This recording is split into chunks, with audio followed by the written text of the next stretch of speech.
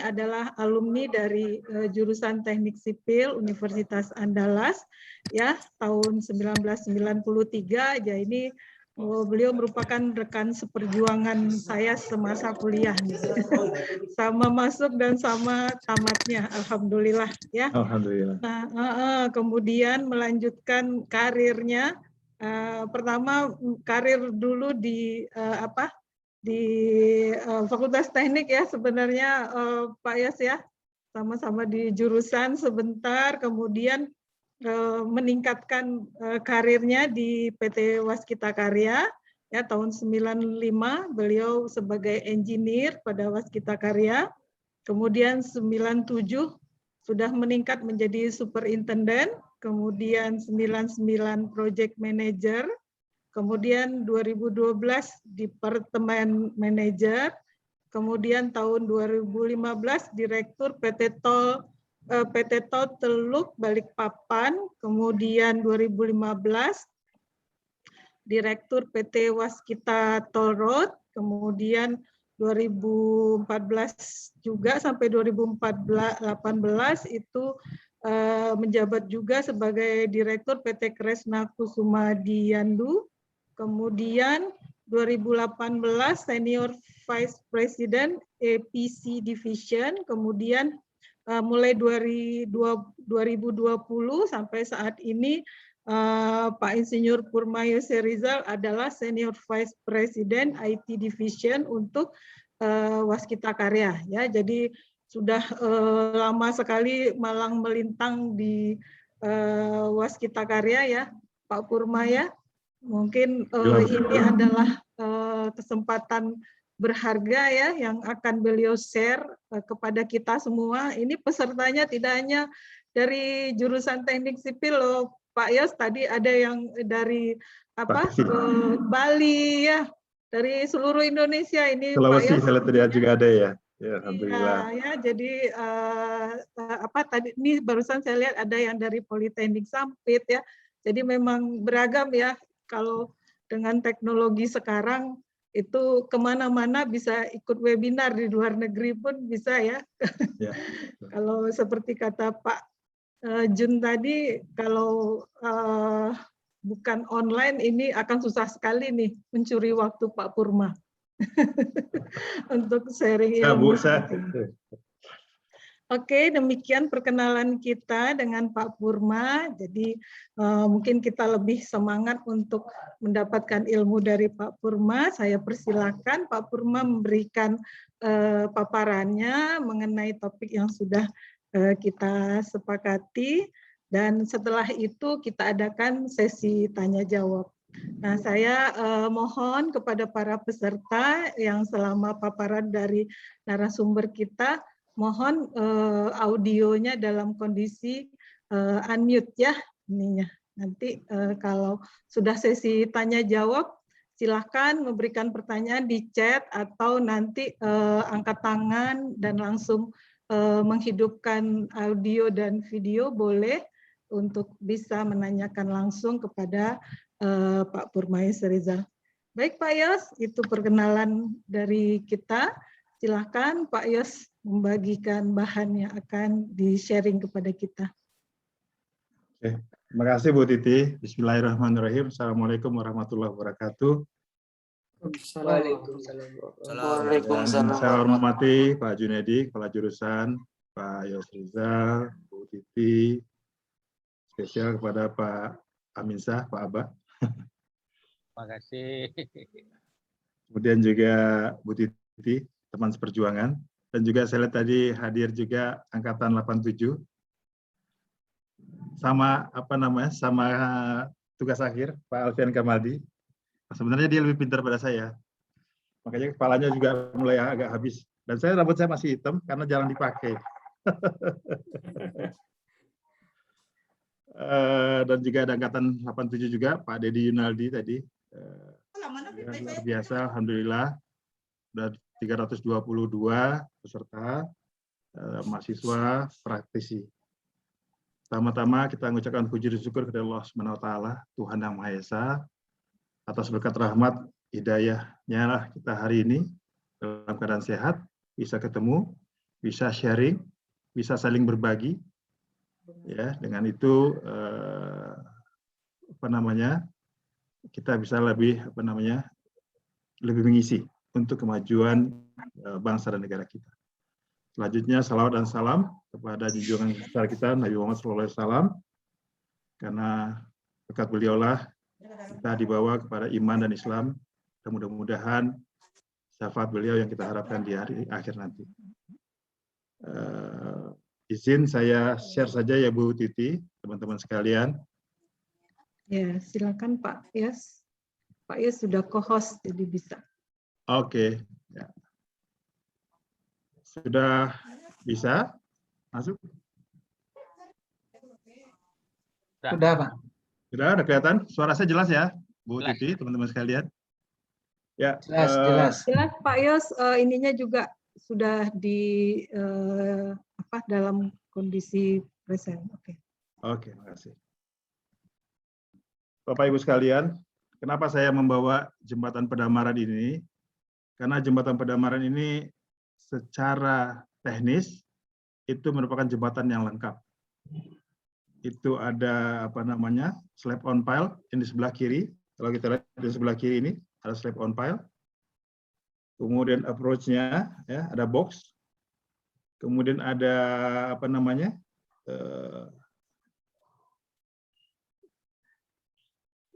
ini adalah kabel stay. Ya, kalau kita lihat seperti itu. Dan di sini sebenarnya ada dua jembatan Pedamaran 1 dan Pedamaran 2. Jadi Pedamaran 2 itu ada balance cantilever. Dan ini adalah sesuatu yang kenapa saya mau share ini, karena ini ada pengalaman yang betul-betul sangat berharga bekerja di sini dengan kondisi alam yang luar biasa. Seperti tadi Bu Titi menyampaikan, saya tamat di Universitas Andalas tahun 1993, 93-94 sempat jadi dosen. Jadi jadi konsultan, 95 jadi di Waskita Karya sampai saat ini. Itu perkenalan saya, Bapak Ibu sekalian. Jadi proyek Pedamaran 2 itu nilai awalnya 234 miliar, dimulai 5 Desember, dengan waktu pelaksanaannya 1.114 hari. Dengan konsultannya adalah LAPI Gardenia Satama, dengan Firama Karya KSO. Kemudian dalam perkembangan, dilanjutkan dengan kontrak reguler tahun 2012 dan 2013. Begitupun untuk yang jembatan Pedamaran 2, nilai bersetuju dilaksanakan secara bersamaan, nilainya 229, tapi tahun regulernya ada 2012 dan 2013. Ini kalau kita lihat data data jembatannya, ya untuk Pedamaran 1, total panjangnya 1.020 meter. Ya, strukturnya ada operate, ada slab on pile, box girder, dan kabel stay. Dengan lebar travelway-nya 9 meter. Ruang navigasinya, vertical carrier-nya di 12 meter. Kemudian untuk yang Pedamaran 2, ini ada strukturnya, ini lebih panjang, 1.368 meter. Dari operate, ada slab on pile, ada box girder, kemudian ada balance cantilever, dan juga ada kabel stay. Tapi travelway-nya menjadi lebih sempit, jadi 7 meter untuk lebar jalur lalu lintasnya. Ini kalau kita lihat posisi jembatan Pedamaran itu adalah untuk membuka daerah pesisir di Riau, terutama di Kabupaten Rokan Hilir. Dari batas Dumai, ya, Sinaboy, sampai dengan Penipahan. Di mana jembatan Pedamaran 2 itu ada 2 jembatan sekaligus, ada Pedamaran 1 dan Pedamaran 2. Karena ini adalah delta, tapi ya cukup besar, ya, dan cukup besar, pulau yang cukup besar, awalnya delta, di pulau cukup besar. Dan selanjutnya kita hubungkan di Pedamaran 1 dan Pedamaran 2 untuk membuka isolasi, ya, isolasi daerah di daerah pesisir ini. Karena dulu sempat gubernur dan bupati mengatakan bahwasanya kantong-kantong kemiskinan adalah daerah pesisir Kabupaten Rokan Hilir ini. Jadi kalau kita lihat di sini, ya, ini kendala yang kita hadapi Ya, ini arus sungainya luar biasa. Arus sungainya luar biasa, ya. Sangat deras. Ini setelah kita ukur sampai dengan 5 meter per detik, ya. Kemudian apa namanya? Pasang surutnya itu setiap hari akan ada sangat ekstrim, sampai berbedanya sampai 6 meter. Nah, kemudian juga untuk kalau teman-teman yang ada di Riau pasti tahu sini ada namanya Bono, ya, atau tsunami kecil, karena sungai yang tidak terlalu dalam berhadapan langsung dengan laut. Jadi pada saat pasang, air itu kayak air dicurahkan betul, dan itulah yang terjadi Bono. Dan ini yang luar biasa di kita. Kalau kita lihat di iklannya, ada salah satu beberapa iklan dipakai untuk objek wisata untuk kayak surfing begitu di Sungai Kampar. Kalau dibilangnya di Riau itu dibilangnya untuk yang yang jantannya di Kampar, yang betinanya di Sungai Rokan, yang kita bangun jembatannya di sini. Kendalanya, itulah kendala-kendala yang kita hadapi. Hingga pada saat kita melaksanakan, ya, untuk kita mulai daripada kerjaan pemancangan untuk approach, itu kita menggunakan, ya, barge piling. Ini ada barge piling, kemudian ada diesel hammer 5 ton, ya, materialnya seperti ini, dan ini adalah sesuatu yang benar-benar masih simple, masih di pinggir. Dengan arus yang 5 meter per detik tadi, ini sesuatu yang benar-benar menjadi tantangan bagi kita. Kemudian satu lainnya, ini tahun kontrak yang sangat baru di proyek, itu adalah 2008. Ya, ini kita mulai di Indonesia menggunakan material konkret spoon pile diameter 1000. Waktu itu belum diproduksi di Indonesia, tapi kita masih saat itu impor dari Malaysia. Kita menggunakan flying hammer diesel 12 ton, dan crane yang digunakannya itu adalah crane 80 ton. Ini. Kemudian alat pontonnya 180 feet, ya. Kedalamannya sampai dengan 48 meter. Jadi kita pancang sampai dengan calendering. Selanjutnya dilakukan dengan testing, ada PDA, PIT, load test, dan dilanjutkan dengan reaction pile dan load test horizontal. Ini untuk kerjaan fondasi main span. Selanjutnya untuk prosesnya, ya, kita lakukan calendering, memastikan bahwa pengambilan data penurunan fondasi, kemudian parameter calendering 10 bulan terakhir. Ya. Selanjutnya data tersebut dipakai sebagai keberterimaan dari pemancangan, dan juga dihitung adalah jumlah ukuran atau blow, ya, jumlah pukulannya, ya, jumlah blow per pukulan. Apabila lebih dari 4.000, maka pukulan akan dihentikan karena akan berpotensi akan memecahkan daripada tiang pancang ini. Ini sesuatu yang menjadi alert bagi kita juga. Dan dilanjutkan dengan tes PDA. Poin penting dari PDA, ya, kita tujuannya adalah untuk menguji, mengetahui kapasitas daya dukung atau bearing capacity, ya, di mana setiap 5% dari tiang akan dengan kondisi kedalaman itu yang kita tes, ya. Jadi PDA itu adalah alat uji pembebanan dinamik berdasarkan teori persamaan gelombang, ya, yang terjadi sepanjang pile akibat dari pembebanan atau strain yang terjadi pada dinding pile dan perbedaan relatif antara pile dengan elemen tanah, sehingga ada reaksi yang timbul dari itu. Teman-teman pasti sudah tahu seperti itu. Dan poin pentingnya selanjutnya adalah penyambungan tiang. Ini karena tiang cukup besar, diameternya adalah diameter 1 meter, ya, sampai membutuhkan 3 atau 4 orang per satu sambungan. Dan untuk kualitinya, kita memerlukan penetran test, ultrasonic, dan PIT. Dan untuk proteksi, kita melakukan dengan coating, dengan zinc chromat. Ketebalannya 1000 mikron. Dan quality kontrolnya adalah coating thickness-nya kita cek di situ. Kemudian juga untuk PIT, untuk menganalisa kerusakan tiang spoon pile yang terjadi akibat tumbukan hammer saat pemancangan, ini juga kita melakukan pengecekan. Ya, Ini dilakukan dengan analisa dengan teori gelombang, satu dimensi diukur dengan akselerometer dan direkam dengan komputer. Dilakukan pada setiap titik panjang diameter, ini setiap titik panjang diameter 1000 atau 1 meter. Kita memastikan bahwasanya integriti atau sambungan tiang itu dalam kondisi baik. Dan untuk memastikan juga dalam perencanaan itu dipastikan bahwasanya karena tiang panjang ini betul-betul di kondisi yang sangat vital, maka juga ada load axial test. Ya, kita dengan menggunakan sistem reaksi, ya, perubahan dilakukan dengan secara bertahap menggunakan dokra hidrolis, ya, dengan menggunakan tekan oli hidrolis, dilakukan melalui pompa yang ada. Kita gunakan ada main beam, ada secondary beam, ya, ada main beam ya, ada secondary beam. Dan balok primernya kan disebutkan dengan dongkrak, ya, 4 buah. Kita sambungkan dengan 4 buah reaksi tiang.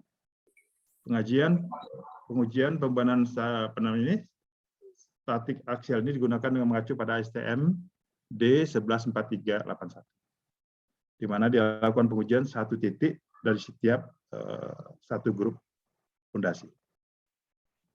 Kemudian juga kita melakukan, ya, lateral test dengan sistem reaksi. Ini sangat diperlukan, ya, pengujian beban lateral ini reaksi terhadap beban dasarkan dari hydraulic jack yang diatur sedemikian rupa sehingga dapat memastikan kapasitas lateral, dan pengujian beban lateral ini mengacu pada STM D396690. Itu adalah pengujian-pengujian yang kita lakukan untuk memastikan kondisi keberterimaan untuk berjalan fondasi.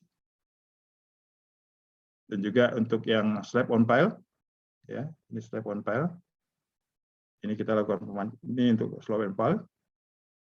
Kemudian untuk poin penting dalam kerjaan jembatan adalah di pekerjaan persiapannya. Persiapan itu dalam banyak hal, mulai dari kalau di kontraktor, mulai perencanaannya mulai daripada kita merencanakan betonnya seperti apa. Kita merencanakan modifikasi beton sesuai dengan kebutuhan, sesuai dengan spesifikasi, dan pasti sesuai dengan anggaran yang kita miliki. Dan memulai melakukan trial job mix formula, ya, dengan menggunakan material yang sama yang akan kita gunakan. Ini yang sangat penting. Kita tidak boleh melakukan job mix trial formula itu dengan material yang berbeda dengan yang akan kita gunakan, karena akan berbeda hasilnya. Ya, ini bukan cuma formalitas, tapi ini adalah proses yang harus kita jalankan. Ya, dilakukan jika ada material baru, ini sangat penting. Ya, kemudian dilakukan jika ada karakteristik beton yang ingin dirubah, seperti workability-nya, setting time-nya. Ini kita perlu melakukan job mix baru. Ya. Kemudian yang paling penting itu kita melihat daripada ekonomisnya, nilai ekonomisnya seperti apa. Ini yang sangat betul, kita betul-betul masuk di perencanaan di kontraktor adalah di bagaimana kita bisa efisien dengan material, tapi memenuhi daripada requirement yang dipersyaratkan di spesifikasi. Ini adalah contoh job mix formulanya. Kita gunakan seperti semen padang tipe 1, fly ash-nya. Kita ada berapa sampel kita bikin dari F1 sampai F5 seperti ini. Kita cek umur kompresifnya, ya, untuk 3 hari, 7 hari, 14 hari sampai 28 hari. Ya, ini juga kita memastikan agregat yang kita gunakan seperti apa, ya, aditif yang kita gunakan, selam yang akan kita inikan, sehingga nanti untuk water content-nya itu yang kita atur seperti apa nanti.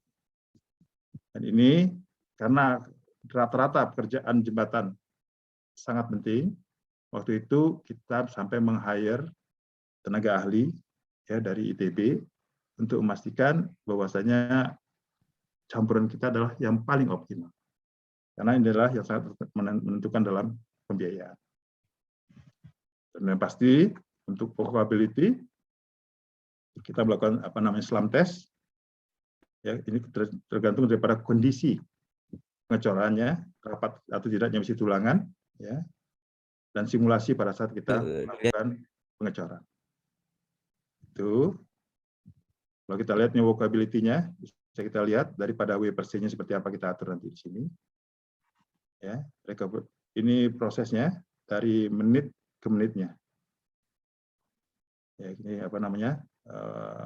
Untuk pengecekan selam tesnya. Dan poin paling penting dalam pekerjaan sipil ya, terutama untuk pekerjaan jembatan adalah bagaimana kita akses. Salah satunya adalah bagaimana kita mendistribusikan. Ini adalah poin penting sekali. Ya, kita punya batching plan sendiri di situ. Kemudian dengan batching plan itu, karena tadi pasang surut sangat ekstrim, bedanya sampai 6 meter, artinya ini luar biasa. Dermaga yang kita bikin mesti betul-betul bisa mengcover semua kegiatan pekerjaan kita tanpa terganggu dengan kondisi alam. Ini sesuatu yang harus kita betul-betul kita perhatikan. Kemudian juga bagaimana ini kita menariknya, karena arus yang juga 5 meter per detik tadi, ini memang apa namanya challenge full betul. Awalnya saya dulu merencanakan pada saat anggaran itu cuma menggunakan 20 PK, tapi yang terjadi itu nggak cukup, kita sampai menggunakan 2 kali 200 PK untuk takbutnya. Kemudian untuk placing kita menggunakan apa namanya crane. Begitupun nantinya untuk pembagian kita menggunakan portable concrete pump. Ini untuk yang di main span juga ada portable concrete pump. Dan untuk pekerjaan di sini kita sudah menggunakan apa namanya tower crane nantinya. Selanjutnya untuk pekerjaan pile cap gambaran 1 dan gambaran 2 kita menggunakan dengan metode klem. Ini sangat poin pentingnya, ya. Kemudian ada beam, ada foam betonnya. Ini klem ini yang benar-benar menjadi support dudukan untuk fondasi besinya kita. Kemudian kita menggunakan pengecoran karena volumenya cukup besar, jadi kita ada layering di apa namanya di pekerjaan pengecoran. Dan ini betul secara teknis perlu ada kajian juga, karena akan ada permasalahan nantinya di cold join, di sambungan cold join. Dan ini ada kajiannya, ada perhitungannya untuk layeringnya seperti apa. Ini pekerjaan fondasi, kita bisa lihat. Ya. Kemudian ini pekerjaan pile cap-nya.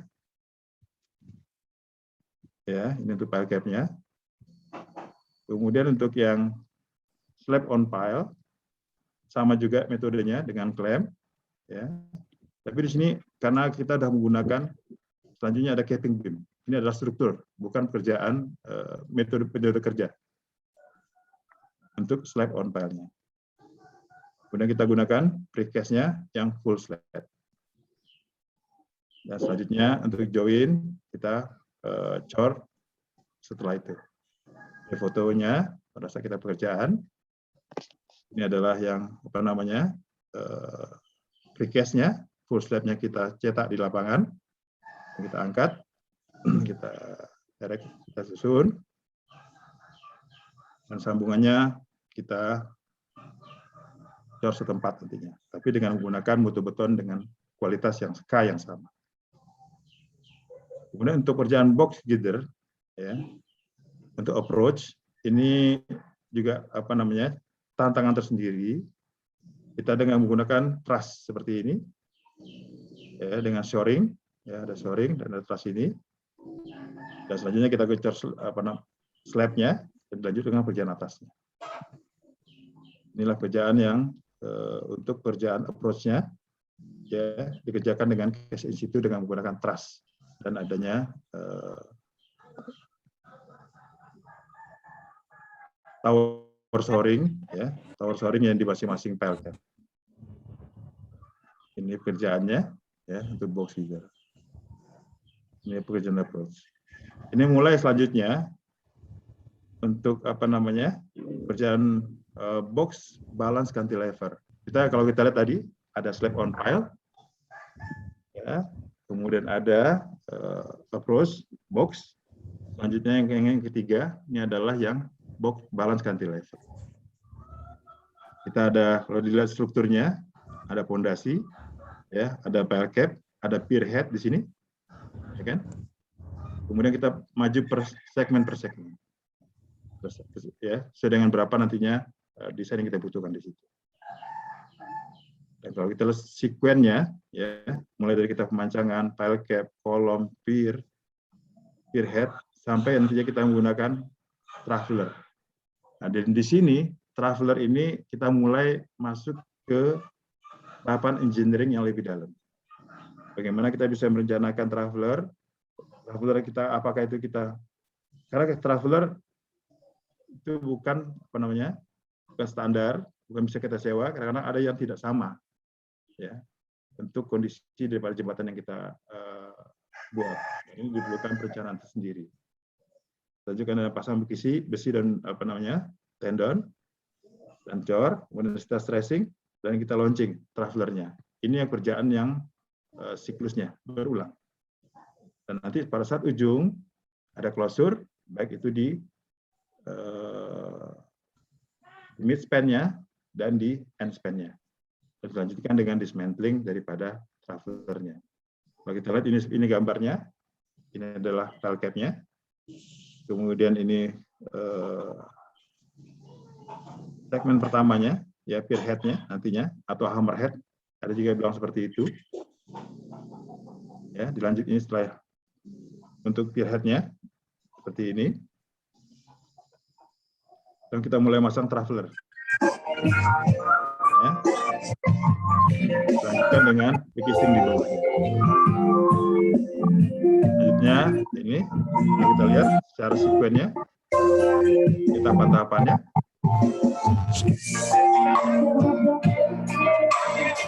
Mungkin Pak Raihan, ya, Pak Raihan Zuhadi, suaranya bocor itu.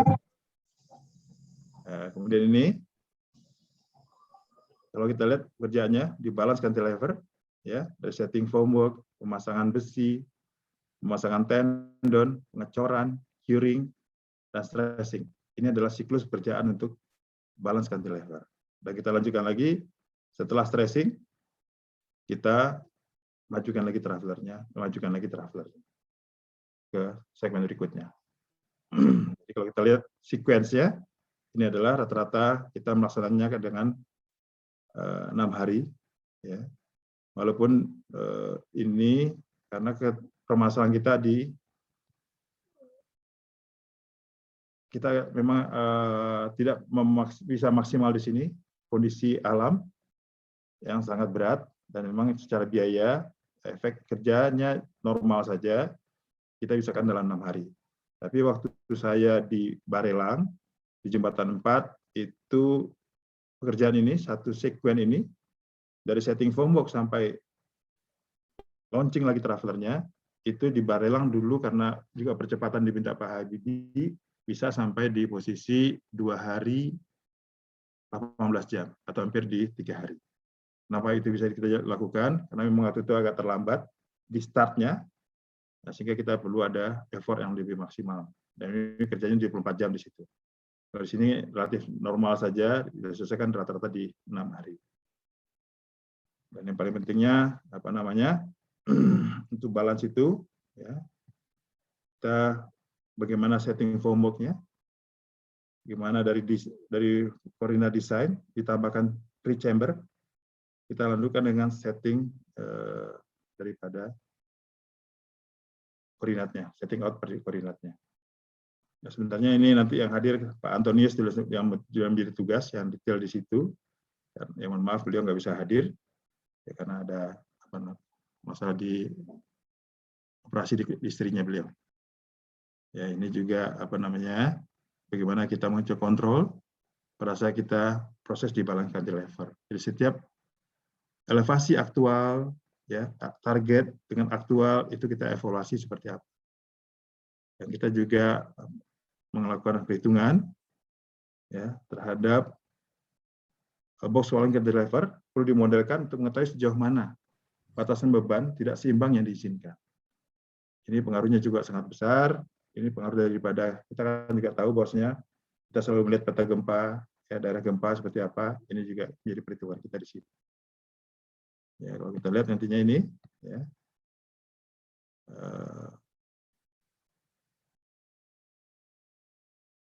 kerjaan kita di site closure yang di mid closure. Kemudian pekerjaan yang keempat, ya, itu adalah di pylon.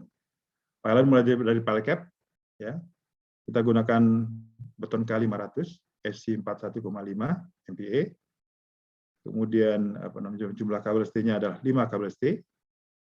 Strand-nya kita gunakan 7 wire galvanized dengan low relaxation, HDPE coated, dengan jumlah strand per kabelnya 35 sampai dengan 52.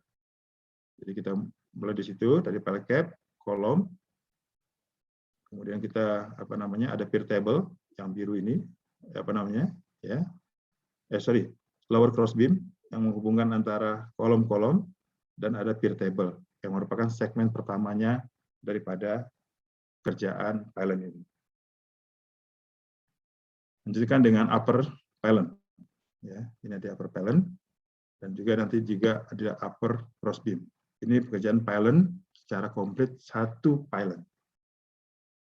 Kalau kita lihat di pekerjaan pylon ini, ya, bagaimana kita mulai persiapan ngecornya dengan fixing climbing. Kita lihat seperti ini. Ya. Tapi kalau teman-teman atau adik-adik, kalau ada yang mau bertanya, silahkan, nggak apa-apa. Atau ada chat, atau seperti apa, nantinya bisa langsung ditanyakan, sehingga kita lebih komunikatif dan lebih hidup suasananya. Ya, nggak apa-apa, seperti itu, Bu Titi. Oke, kalau memang ia mau menampung, tadi saya sudah mencatat di kolom chat Pak Purma, ada dari Pak Basuki Rahmat. Jadi bertanya desain struktur dan fondasi pakai software apa, kemudian satu klaim kapasitas berapa. Nah, itu ininya Pak Purma, mungkin udah di atas tadi. Yang di atas ya? Ya, di atas sekali ininya. Oke, kalau mau di ini. Ya, menanyakan mengenai desain struktur software. Adakah software untuk desain struktur dan fondasinya? Software untuk fondasi dulu ya, ini Mas, seingat saya ini kan itu ditugas di konsultan. Saya lupa itu ya. Nanti saya tanyakan lagi Bu Titi. Saya udah lama banget lupa banget itu. Tapi posisinya itu dikerjakan oleh konsultan untuk yang fondasi. Ya. Tapi kalau untuk kebutuhan klaim tadi itu ditentukan daripada beban. Jadi beban yang setelah kita hitung semua beban dibagi dengan jumlah kaki yang ada. Itu yang untuk klaim yang ada di situ. Jadi itu yang untuk gripnya kita hitung ke sana. Mungkin yang untuk kasus di sini bisa diinfokan Pak Purma, satu klaimnya kapasitasnya berapa? Kapasitas depend on berapa nantinya, ya. Itu depend on berapa beban yang kita tanggung di situ. Itu beda-beda, Bu. Ya, kalau kita bisa lihat nantinya itu slab on pile itu lebih ringan. Tapi untuk fondasi, ya, untuk itu lebih berat. Dan untuk itu kita bisa menghitung berapa nanti tebalnya, ya, dengan beban yang ada tersebut, kita bagi jumlah kaki, baru kita nanti larikan ke masing-masing kakinya berapa yang ditanggung. Kita perhitungannya seperti itu. Oke, terima kasih Pak Purma. Saya harap Pak Basuki Rahmat sudah puas atas keterangan dari Pak Purma. Mungkin kalau belum ini nanti di chat lagi mungkin. Ya, kalau kalau software cuma saya tanyakan, softwarenya apa nanti ya? Karena itu dilapi seperti waktu itu ya. Dilapi itu ya. Saya tanyakan juga nanti. Oke. Terima kasih Pak Purma, silakan dilanjut lagi. Menjelang nanti akan saya catat lagi di kolom chat. Kalau ada pertanyaan. Nah, ini ada nih barusan Pak Purma. Ya. Barusan dari 3TK JJBA. Mohon dijelaskan mengenai instruksi kerja pemancangan tiang pancang. Itu pertanyaannya. Oke, instruksi kerja pemancangan, ya, untuk instruksi kerja yang pasti itu adalah pertama titiknya. Kita tahu titiknya secara benar, ya. Kemudian ada nanti kita tentukan dari titik itu, karena ini juga di laut, ya kita menggunakan 2 alat, ya, 3 alat ya. Nanti ada metode surveinya, sehingga pada saat 3 alat ini sudah cocok, baru nanti bisa diturunkan untuk tiang pancangnya. Setelah itu duduk, karena kita juga duduk di tanah yang lunak. Setelah itu benar, dicek lagi dengan 3 alat survei tadi, ya. Kita menggunakan teodolit, 2 teodolit dan 1 water pass. Dari itu setelah 3-nya benar, baru kita lanjutkan dengan pemukulan. Begitu Bu Titi. Oke. Ini juga ada dari Topani, dia mau menanya langsung. Silakan Topani, ada yang mau ditanyakan? Katanya mau menanya langsung. Silakan. Ya. Silakan. Terima kasih Bu Titi. Unmute ininya. Itu. Terima kasih Bu Titi. Assalamualaikum Pak Yose. Ya. Waalaikumsalam Pak Topani. Ya, saya mau nanyakan ini, apakah yang pancang itu sebelum dipancang diambil dulu existing tanahnya, misalnya dengan boring, kemudian dihitung ulang, benarkah yang panjang 48 meter tadi bearing capacity-nya tercapai? Nah, itu satu pertanyaannya. Terus yang kedua, bearing capacity yang nantinya akan dikontrol dari calendering, apakah itu sudah memperhitungkan jumlah hambatan perlekat, Pak Yose? Ketiga, tadi ada tes beton yang saya lihat tadi kolomnya ada umur 3 hari, umur 7 hari, umur 14 hari, dan seterusnya. Itu nilai selamnya berapa Pak Yose? Saya lihat tadi betonnya K500 kalau nggak salah itu. Itu aja Pak Yose, terima kasih. Terima kasih Pak. Jadi untuk bearing capacity, ya, untuk memastikan kita memancangnya, apakah ini langsung pemancangan atau pre-boring, yang menggunakan pre-boring, ini kita kerjaannya diawali dengan kerjaan soil investigasi, ya. Soil investigasi memastikan bahwasanya semua, ya kan, soil investigasi semua titik yang ada itu kita betul-betul ngeceknya daripada data tanah seperti apa nantinya yang aktual. Ya, dengan itu baru kita bisa menentukan diperlukan apakah pre-boring atau tidak. Ya. Dan karena ini, ya, tadi secara ini adalah spoon pile, sangat terpengaruh daripada jumlah pukulan, karena ada perhitungan juga kalau pukulannya melebihi 4.000 tadi akan ada pengaruh ke kondisi tiangnya. Makanya ini juga hambatan pelekat sesuatu yang dihitung, ya, skin fraction itu sesuatu yang dihitung dalam perencanaan itu. Itu yang untuk yang kita lakukan di jembatan ini. Jadi kita mancang, kita selalu berkomunikasi dari jumlah blow-nya, jumlah pukulannya. Ya kalau memang belum lewat dari 4.000. Kalau setelah 4.000 kita laporkan ke konsultan. Dari konsultan ada justifikasi. 10 pukulan terakhirnya seperti apa. Kemudian dihitung hambatan pelekatnya. Itu nanti yang menentukan stop atau tidaknya daripada pekerjaan pemancang. Selanjutnya untuk pekerjaan beton, ya memang di sini selam tesnya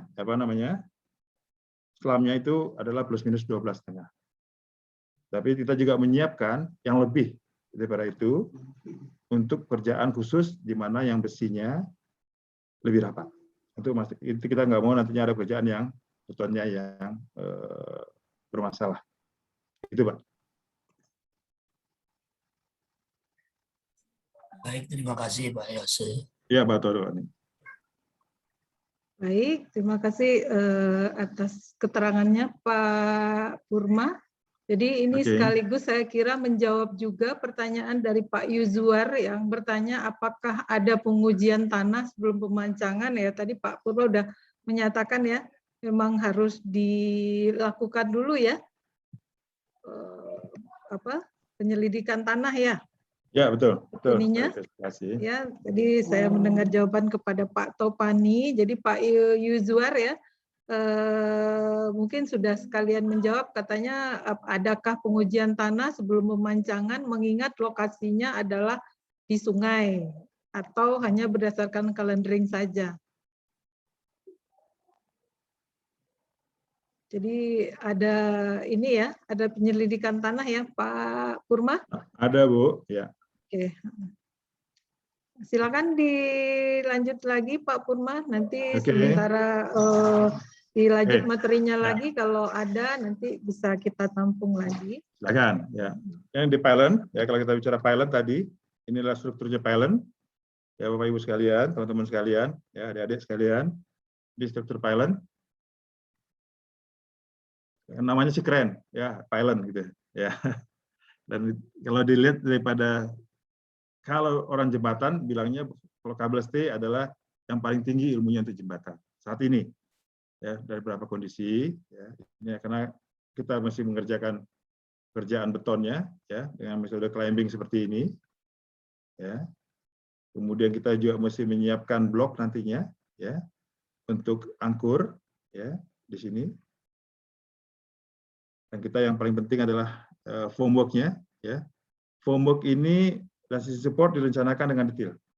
Kita berhitung, ya, menggunakan midas di sini untuk berhitung, untuk menentukan kekuatan jumlah daripada waller-waller yang ada. Bisa kita lihat di sini ada waller-waller yang ada dan supportnya.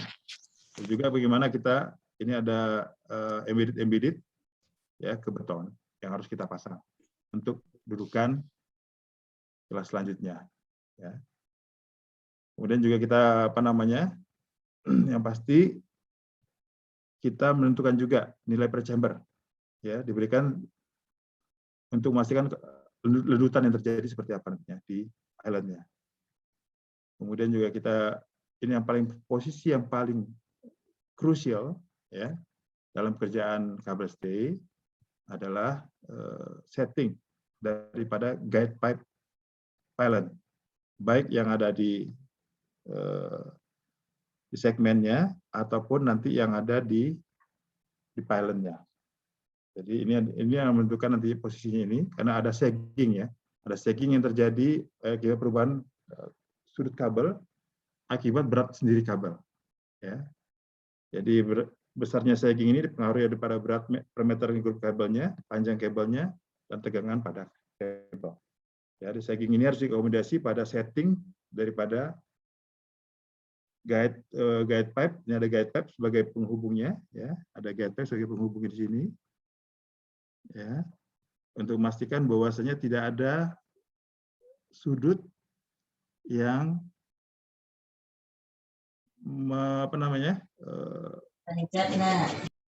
itu membentuk sudut dengan guide pipe yang ada, sehingga nanti ada kick yang terjadi di antara kabel kita dengan guide pipe. Ini adalah pekerjaan pylon, kita gunakan dengan climbing seperti ini. Ini untuk kalau yang ini yang miring, ya seperti ini kita untuk pendamaran 1, dan yang ini yang lurus untuk pendamaran 2, karena lebih pendek. Tentu travelnya lebih kecil, ya 7 meter dibanding pendamaran 2 9 meter. Terus untuk yang ini, untuk baik itu untuk pier table, ya ini untuk pier table kita menggunakan truss sebagai dudukannya, karena kalau kita dudukan benar itu melewati daripada pile cap-nya. Kita menggunakan truss, kita menggunakan PD8 dan baru dudukan untuk yang di pier table-nya. Ini truss, kemudian shoring, ada foam work. Ini duduk tampak sampingnya seperti ini. Ya, ini untuk di pendamaran 2 seperti ini, sama, ya kita cor dengan kasih in situ. Sampai nantinya di cross beam-nya, ada cross beam yang di atas, dan dilanjutkan ke upper pylon-nya. Jadi kalau kita lihat ini adalah total jadinya daripada cable stay dengan ada 4 pylon di jembatan pendamaran 1 dan 2. Yang kita lihat di sini, kita untuk bekerja di betonnya itu kita menggunakan ini. Ini adalah traveler underslang. Ya, traveler underslang. Ini juga termasuk yang pertama waktu itu kita gunakan di Indonesia, teknologi underslang seperti ini. Kenapa kita pilih di bawah? Karena kita takut untuk terjadinya konflik yang cukup besar kalau di atas dengan pemasangan dari stay cable-nya nanti. Kenapa kita milih seperti ini? Kita menggunakan traveler underslang. Ya, ini prosesnya. Ya, foto-fotonya seperti ini. Ya, prinsip kerjanya adalah ini kita bisa lihat. Ini adalah angkur pada saat pengecoran.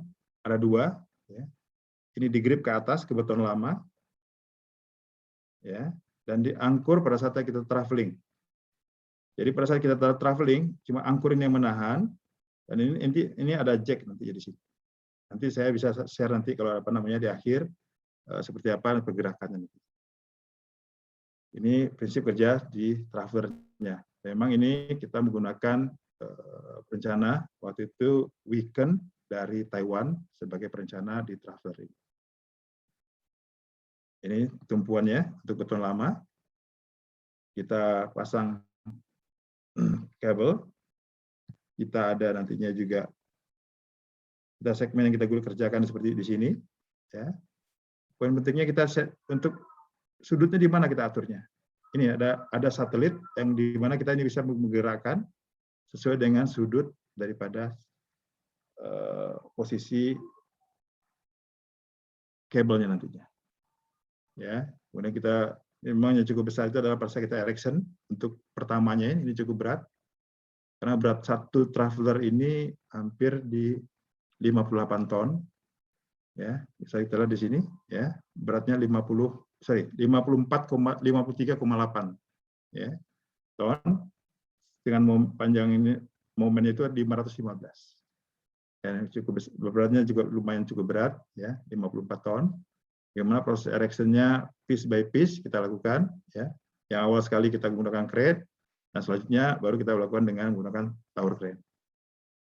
Untuk yang kecil-kecil seperti ini pekerjaan yang di travelernya, dan traveler juga mulai berkistingnya di apa namanya untuk yang di cross beam ini ya. Jadi ada kalau kita lihat di main span itu pemancangan, pile cap, kolom, pier table, erection, ya. Dan yang berulangnya adalah setting foam box, pasang besi, tendon pipa, tendon, setting pipa, setting guide pipe-nya, initial stress cable, pengecoran, stressing di tendonnya, stressing di kabelnya, baru kita lowering travelernya, kita majukan ke depan. Ya, ini cycle time-nya dulu memang direncanakan 10 hari, tapi dalam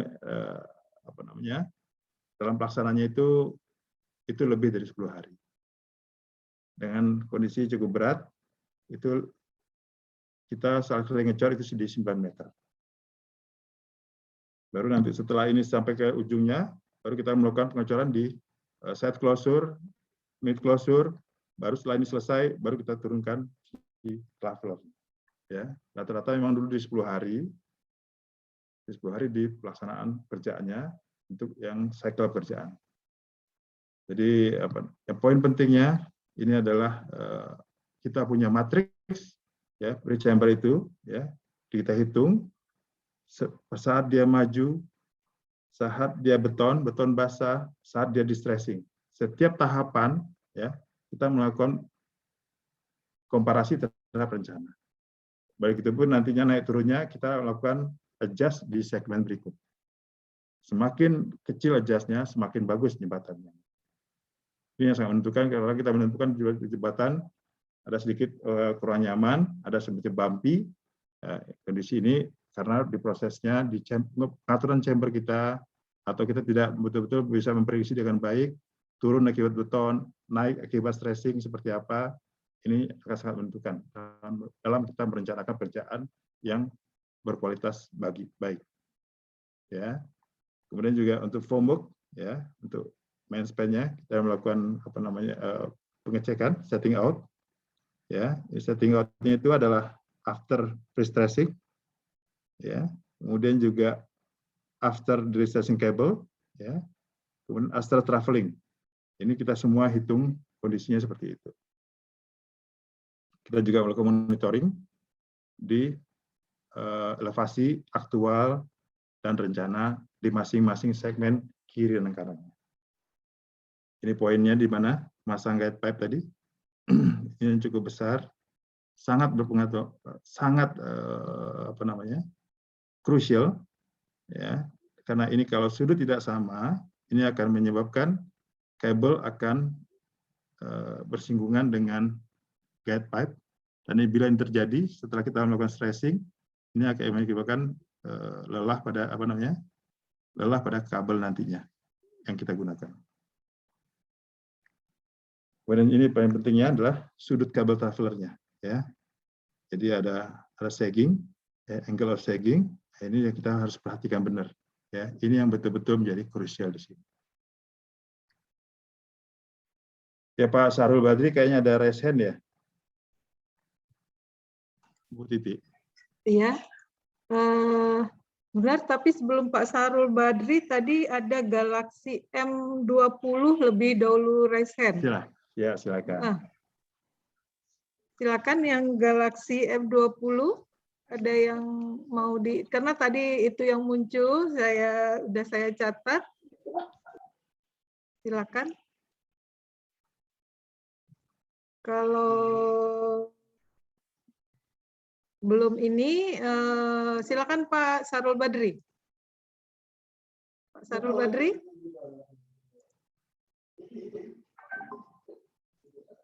Pak Sarul? Atau cuma raise saja, menunjukkan dia hadir mungkin, Pak Sarul ya. Sama angkatan 87. Ya, Pak Sarul. Ya. Oh, mungkin hadir. Atau Pak Purma mau menampung, ini sudah banyak sekali pertanyaan Pak Purma. Silakan. Mau inikan dulu. Yang pertama itu dari Pak Basuki Rahmat lagi, nanya apakah untuk kekuatan backcastingnya memakai software. Ya.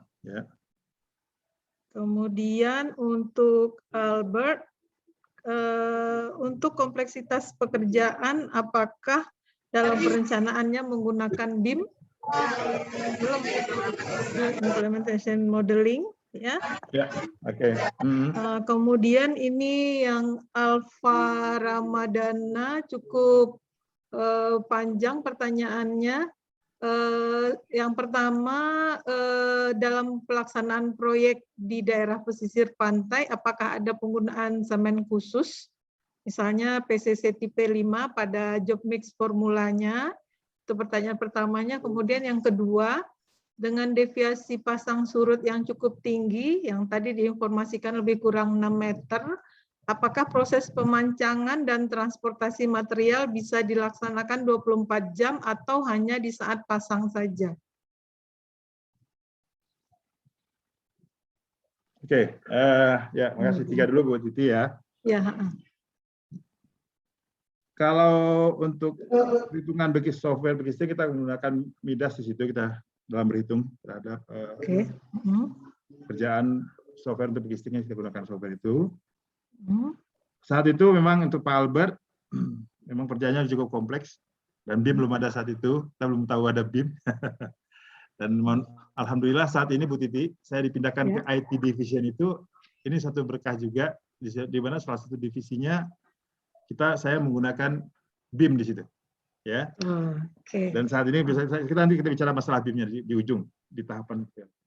Oke, kita tunggu Pak Alfa Ramadan, ya. Semen tipe khusus memang tidak, karena dari pengecekan kita itu tidak asam, ya, sehingga tidak perlu ada semen tipe khusus, ya, tipe 5.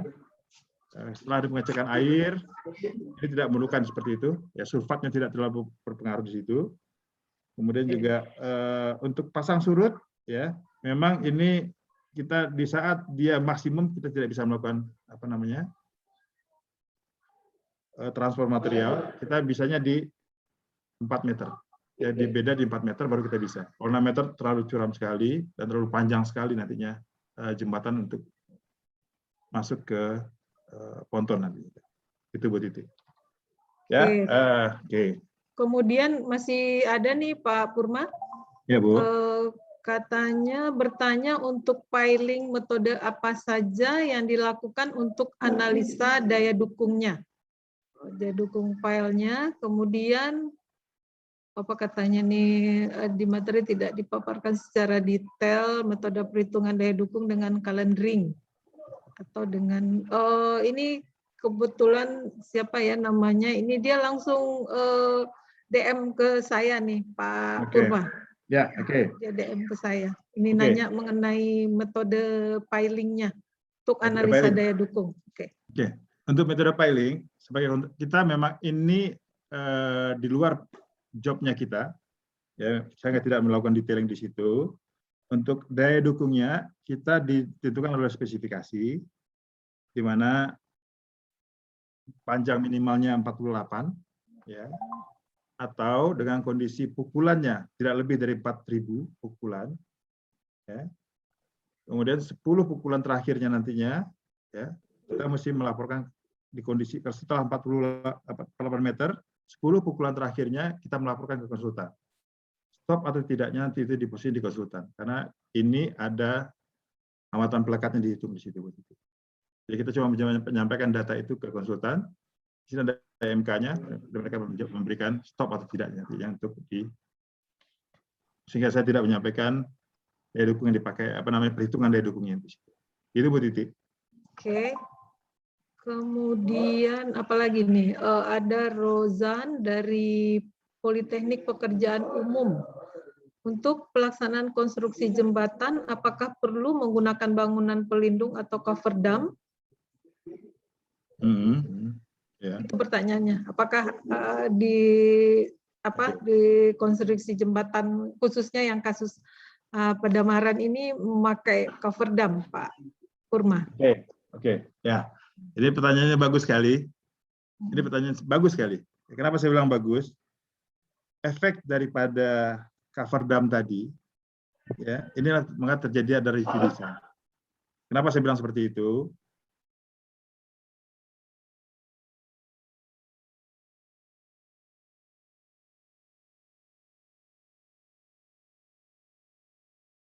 Full semua, ya, baru diisi tanah, dilakukan pengeboran.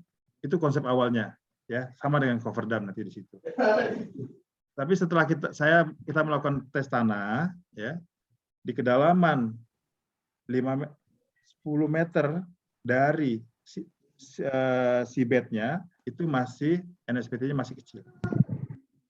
Kita menyampaikan ini ke konsultan. Nah, poin pentingnya sekali lagi untuk kita, ini di kondisi kontraktor ya. Kontraktor kita bukan cuma mengerjakan. Dari hasil tanah kita melakukan kajian, ya. Dan di sini juga di BMS diatur juga, ya, mesti ada second opinion, ya, mesti ada second opinion untuk men-challenge konsultan terhadap desain mereka. Dan di sini di BMS mempersilahkan untuk jembatan non standar kita mesti menggunakan ada independent proof checker. Independent proof checker itu kita hire dan mereka bisa berkonsultasi dengan konsultan dengan hitungan mereka bahwa kondisi ini nggak aman. Dengan kondisi tidak aman tadi, ya, setelah berapa kali kajian hitung-hitungan diadu, sehingga dilakukan perubahan desain dari awalnya bore pile, ya, ada seat pile clearing seperti man-made island dibikin seperti itu, ya, diisi tanah, di bore, baru di pile cap lanjut ke atas, diganti dengan spoon pile. Di awalnya desainnya adalah di bore pile dengan menggunakan tadi. Itu Bu Titi. Oke, kemudian ada yang DM juga nih ke saya, mohon detail analisa causeway-nya. Itu aja Pak Purma. Causeway, ya. Causeway yang seperti, ini detail causeway. Di causeway-nya itu aja. Causeway-nya ada operate, ada slab on pile, kemudian ada approach. Itu untuk yang causeway-nya seperti itu. Oke, terima kasih Pak Purma. Ini nanti kan direkam juga ya. Nanti kalau misalnya penanya mungkin sedang putus ininya nanti akan dibagikan ya. Itu di chat sudah sudah diinformasikan bahwa nanti materi tadi sudah kita bagikan, kemudian daftar hadir sudah. Nah, kemudian nanti akan dibagikan juga pas untuk sertifikat nanti rekaman dari webinar ini. Siapa yang memerlukan begitu Pak Purma? Oke. Oke, itu ini dari saya. Kemudian Pak Basuki masih penasaran mau minta ke Pak Yos apakah ada ini materi perhitungan kekuatan perancah bisa dibagikan. Nah, nanti kita bisa ya? share itu, bisa Bu. Oh ya, nah ini dia Pak Basuki minta jika ada modul atau materi perhitungan kekuatan perancah dan backcasting yang menggunakan software, tolong dikirim. Oke, Terima kasih. ya boleh. Oke, ya, nanti silakan Pak Yos. Sebenarnya kalau ada Pak Anton, dia pegang filenya itu, tapi saya nggak kena. Oh iya, nggak apa-apa. Mungkin lain waktu kita masih ada lagi nih ininya dengan Pak Purma ya. Nanti berbagi ilmunya. Kemudian ada dari Alif Desta Wisnu Saputra. Apakah ukuran besi dalam pembuatan jembatan akan sangat berpengaruh dalam proses atau harus tepat ukuran dalam proses pemasangan? Maksudnya besi di mana nih? Ya kalau pasti besi itu hitungan perjalanan kita Bu Titi ya. Ya. Luas minimumnya seperti apa itu wajib dipenuhi. Iya. Iya. Ya. Kemudian apalagi nih Dwi Ibnu, tes apa untuk mengetahui keretakan tiang pancang yang jauh dari permukaan tanah? Kemudian langkah apa yang dilakukan jika ada tiang pancang yang retak di antara grup tiang pancang? Oke. Pak Yos, dari Pak Ibnu, Pak Yos bisa lihat juga. Ya. Jadi untuk tiang pancang yang retak, ya kita menghadap pengetesannya itu pertama dipastikan itu ada, makanya itu ada PIT, ya ada PIT test, penetration integrity test. Dengan itu kita tahu di mana nantinya ada yang retak atau yang tidak sambungannya tidak bagus, makanya di PIT itulah makanya kita mengetahui seperti itu. Kalau nantinya keretakan itu kita lakukan dengan ultrasonik, ya kita lihat perhitungannya, dirasakan itu tidak berapa persennya itu masih bisa memenuhi kapasitas yang dipersyaratkan, baru kita bisa lanjutkan. Tapi kalau tidak, baru kita mesti menambahkan fondasi tambahan. Biasanya begitu Bu Titi. Oke. Ini udah ada ya langkah yang dilakukan, itu udah fondasi tambahan. Kemudian ini dari rekannya Pak Purma juga nih, dari orang Firama Karya, Bu Sarmayanti Sali. Ya Bu, adik kelas kita. Iya. Untuk approach bridge-nya yang slab on pile pakai spoon pile diameter berapa, karena freestanding-nya lebih dari 6 meter. Dan ini sudah di luar kapasitas lateral tiang. Kemudian pertanyaan keduanya, apa pertimbangan pemilihan fondasi tiang pancang pada main bridge? Karena kalau pakai bore pile, daya dukung izin fondasi bore pile lebih tinggi dan dari segi jumlah akan lebih sedikit. Ya, itu Pak Purma dari. Nah, ini saya juga malas juga bisa jawab. Ini konsultan yang nanya ini. Gitu ya. Makanya saya ini kan tadi ini kan katanya ininya Firama Karya ya. Iya betul. Suruh jawab sendiri mungkin ya. Oke, nah itu gini Bu. Ya. Ya silakan Pak Purma. Saya tadi betul. Freestanding-nya tinggi, ya.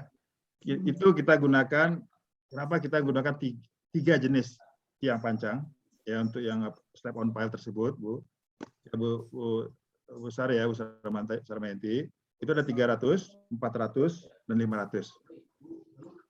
Dalam perhitungan itu cukup. Tapi dengan adanya pengaruh gempa, daerah gempa, akhirnya kita tambahin bracingnya. Kalau kita lihat di fotonya mungkin ada kelihatan ada bracingnya itu. Ada bracing yang memastikan untuk apa namanya daya tahan lateralnya seperti itu. Itu pertanyaan yang pertama, Bu Sarmayanti. Selanjutnya untuk pertimbangan pemilihan pondasi tiang pancang pada main itu, bridge. betul. Awalnya betul ini bore pile. Bore pile memang dibutuhkan karena daya dukungnya akan sangat lebih daripada spoon pile. Tapi karena kondisi lapangan yang tidak memungkinkan kita melakukan bore pile, ya, tambah lagi dengan casing, dengan perhitungan biaya, dulu sudah kita compare bore pile dengan full casing, ya, bore pile dengan full casing, dan juga apa namanya dengan menggunakan spoon pile ini, kita bandingkan. Dari hasil perbandingan tersebut, secara konstruksi itu lebih murah dengan menggunakan spoon pile diameter 1 meter. Yang satu lebih besar. Dan apa namanya, setelah kita melakukan perhitungan seperti itu, iya betul, ini lebih murah. Dan itu yang diputuskan saat itu. Walaupun memang saat ini muncul pertanyaan lagi, secara kekuatan apa namanya daya tahan, betul saat ini kan terjadi bahwasanya pendambaran 1 dan 2 itu ketabrak oleh ponton, itu mengakibatkan tiang pancangnya patah di situ. Nah, ini itu memang dulu saya sudah sampaikan juga bagaimana memastikan pertama adanya peraturan daerah untuk memastikan setiap kapal tugboat ponton yang lewat mesti dipandu. Yang kedua, untuk temporary pendernya kita mesti membuat ada primary dan secondary-nya. Tapi karena pengaruh biaya dulu sempat nggak diputuskan seperti itu. Jadi kenapa dipakai spoon pile bukan bore pile? Itu karena perhitungan masalah di biaya saja, Bu Sarmaya. Itu Bu Titi. Ya, terima kasih Pak Yos. Kemudian dari siapa nih, David Ricardo dari Universitas Bengkulu bertanya mengenai bagaimana proses maintenance setelah jembatan ini dioperasikan. Ini pertanyaan bagus nih, Bu. Oke. Ya, ini pertanyaan bagus. Ya, saat kita selesai melakukan jembatan, kita mengeluarkan manual book. Manual book kapan dilakukan lagi pengecekan terhadap gaya-gaya. Ya, jadwal-jadwalnya kita sudah tetapkan seperti itu. Ya, ditambah saya sempat dulu mengusulkan ditambah seperti sensor-sensor untuk memastikan seperti di pondasi, ya, di kabel. Tapi karena masalah di anggaran, ini juga satu yang harus kita cermati lagi nih ya. Kita memang hobinya membangun, tapi hobi untuk maintenance itu juga belum maksimal di negara kita. Harapannya dengan adanya komite jembatan itu bisa lebih didorong seperti itu.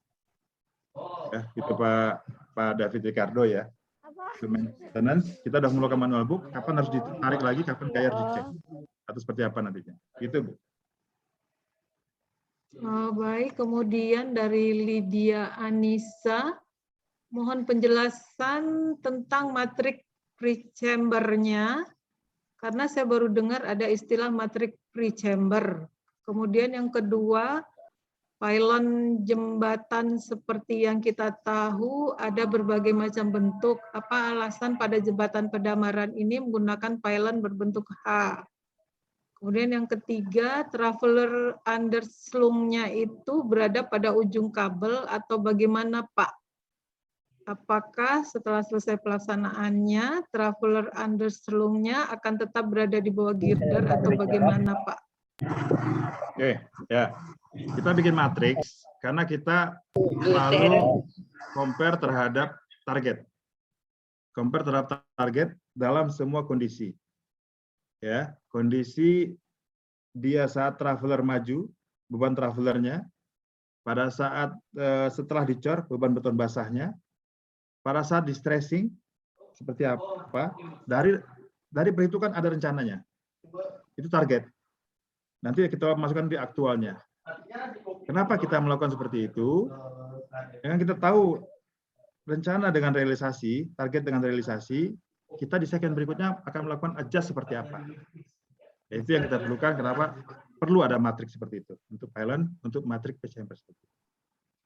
Ya. Kemudian pemilihannya cuma di, kenapa bentuknya di H dan yang di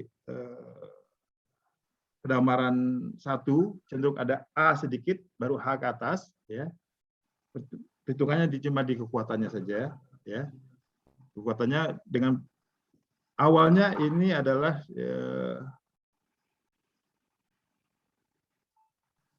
kekuatan, memastikan kekuatan di ada 2, ya, ada di peer table dan ada yang di uppernya. Memastikan 2 diikat seperti itu lebih efisien dibanding dengan kalau A murni. Memang untuk A murni, untuk yang lebih tinggi itu lebih bagus. Untuk pylon yang lebih tinggi. Dan ini pylon kita juga tidak terlalu tinggi. Kenapa dipilih? Jadi konsepnya jadi H seperti itu. Ya, kemudian untuk yang ketiga, apa tadi Bu Titi? Yang ketiga yang traveler underslung, Pak Purma. Oh, traveler underslung. Traveler underslung itu berada di ujung kabel atau bagaimana, dan setelah selesai travel underslungnya tetap berada di bawah girder atau gimana? Ya, traveler underslung itu duduk di beton lama dan ujungnya duduk di, kita lakukan penarikan awal, ya, initial stressing dengan menggunakan kabel yang ada. Ya, setelah dicor, kita tarik dia sampai dengan final gaya yang harus dipenuhi, baru kita maju lagi ke segmen berikutnya. Maju lagi ke segmen berikutnya dengan siklus seperti itu, baru setelah itu, ya setelah kita masukkan closure, dan di closure pun ada beberapa sesi di mana travelernya yang kita majukan untuk ngecor closure-nya. Setelah closure jadi, semua bisa dirilis. Gitu Bu Titi untuk pertanyaan. Oke, baik, ini ada yang Nurul Afidah itu angkat tangan. Silakan Nurul. Silakan di unmute. Silakan bertanya langsung, Nurul.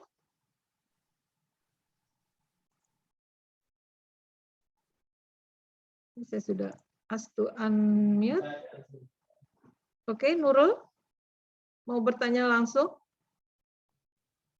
Oke, kalau belum, Nurul ya. Jadi ada dari Pak Musmat Zuriantomi. Ini Pak Tommy nih, sama rekanan nih. Ya Pak Tommy. Beberapa waktu yang lalu salah satu pilar itu ditabrak tongkang. Apakah sudah diperhitungkan beban akibat benturan? Ya. Itu pertanyaan dari Pak Tommy. Ya Pak Tommy, makasih Pak Tommy. Kita sudah memperhitungkan bahwa ini mesti ada primary dan secondary temporary vendor-nya untuk memastikan tabrakan pertama dan kedua. Karena kondisi dulu diputuskan, ya ada peraturan daerah di mana harus dipandu. Akhirnya disepakatin cuma yang di satu saja, untuk yang di vendornya, temporary vendornya. Saya sangat menyadari situ, arusnya cukup luar biasa, 5 meter per detik. Ya. Saat itu kita harus sampaikan, kalau tidak dipandu, ya ini akan sangat luar biasa. Tapi karena mereka selalu bilang akan bikin perdanya untuk dipandu, dan kalau saat ini terjadi adalah itu tidak dipandu dan putus, sehingga menabrak daripada vendor yang ada. Itu luar biasa. Vendor nggak akan mampu untuk menahan 2000 ton dikali kecepatannya 5 meter per detik. Itu luar biasa sekali gayanya terjadi. Kalau kita bikin temporary vendor itu mungkin tidak akan kuat tuh. Sangat besar sekali strukturnya seperti itu nanti. Itu Bu Titi. Oke, mungkin ini masih terkait dengan pertanyaan Pak Tommy. Tadi setelah kejadian ditabrak, itu berapa ton yang bisa dilalui oleh kendaraan muatan dengan tonase berapa gitu? Informasi terakhir itu saya kemarin dihubungin, itu 5 ton, tapi di komite jembatan disepakatin akhirnya ditutup untuk penambahan itu. Ya karena dari komite lebih safe, akhirnya diminta ditutup selama seminggu untuk pengecekan lebih lanjut. Dulu sempat ada awalnya setelah tabrak, konsultan menyatakan itu bisa 5 ton. Gitu Bu Titi. Oke, kemudian satu lagi nih dari Pak Syahrudin. Bukan, dari siapa nih? Habib. Hai, apa nih ya? Jadi apa yang perlu diperhatikan dalam pelaksanaan pemasangan pondasi tiang pancang? Itu pertanyaannya. Yang perlu diperhatikan dalam pelaksanaan pondasi tiang pancang. Oke. Yang pasti adalah titiknya benar. Ya, karena kita punya toleransi cuma berapa sentimeter ya untuk bisa toleransi XI-nya. Makanya itu mesti dipastikan lagi selama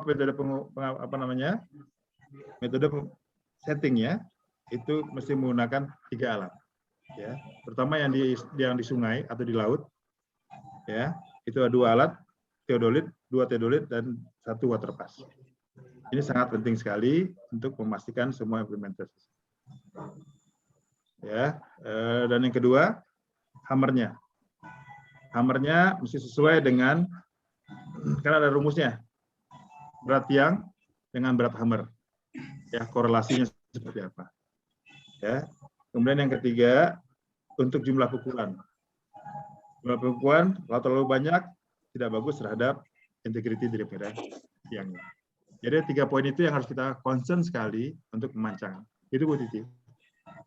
Oke, terima kasih Pak Purma. Kemudian ada lagi dari Utridinanti bertanya mengenai toleransi chamber yang diizinkan saat proses ereksi dilakukan. Dan bagaimana, apakah saat jembatan sudah dalam kondisi layan, apakah chamber itu tetap dimonitoring? Bagaimana saat erection chamber tersebut tidak memenuhi toleransi yang diizinkan. Jadi kalau tadi kan pertanyaan pertamanya toleransi chambernya yang diizinkan berapa, terus kemudian kalau nggak masuk toleransi berapa, itu yang pertanyaan ketiga. Dan yang keduanya tadi bagaimana, apakah saat jembatan sudah dalam kondisi layan, chambernya tetap dimonitoring? Oke, ini. Kalau toleransi chamber, seharusnya daerah toleransi itu 0. Ya, karena pada saat kita setting formwork, kita bisa oke kalau itu sesuai dengan target. Ya. Tapi setelah kita ngecor, mungkin karena ada posisi pengecoran, beban, jatuh betonnya yang tidak sesuai, ya. Bisa jadi chambernya realisasinya bisa lebih besar. Ya, sehingga dan saat stressing kita bisa lihat lagi chambernya pengaruhnya seperti apa, ngangkatnya seperti apa. Ya, ini sangat penting ya, sangat penting kita perhatikan. Kita mesti yang bisa kita nolkan di tahap yang bisa kita nolkan itu mesti sama dengan rencana target. Jadi itu sadarnya, itu nggak boleh kita bilang ada semacam toleransi di situ nggak. Untuk yang bisa dinolkan kita nolkan. Tapi pada saat pekerjaan, efek ngecor, efek stressing, mungkin gayanya yang tidak balance antara kiri dan kanan, ya, sehingga naiknya yang terjadi itu bisa lebih besar, itu adalah realisasinya. Ya, kita mengupayakan di situ, karena yang kita cari adalah kenyamanan daripada jembatannya. Ya, kalau chambernya nggak bagus, kita lihat itu apa namanya, bagaimana itu jembatannya jadi bumpy dan menjadi apa namanya, itu nggak sama sekali nggak enak. Kemudian untuk saat layan, ya betul, chamber yang pasti pada saat setelah semua gaya bekerja, di akhir jembatan kita melakukan fine tuning daripada semua gaya. Ya, memeriksa semua gaya dan pengaruh baru setelah itu kita melakukan finishing daripada lapis pengaspalannya. Jadi itu pun aspalnya kan 5 cm, kita bagi 2,5 cm, 3 cm dan 2 cm di situ. Memang tipis sekali. Ini karena beban semakin besar beban di situ akan semakin tidak bagus terhadap jembatan. Itu Bu Titi. Oke, kemudian ada lagi pertanyaan dari Muhammad Fahmi. Jadi yang menanyakan mengenai kalau pembangunan jembatan di laut yang di mana di bawahnya ada keluar masuk kapal ya.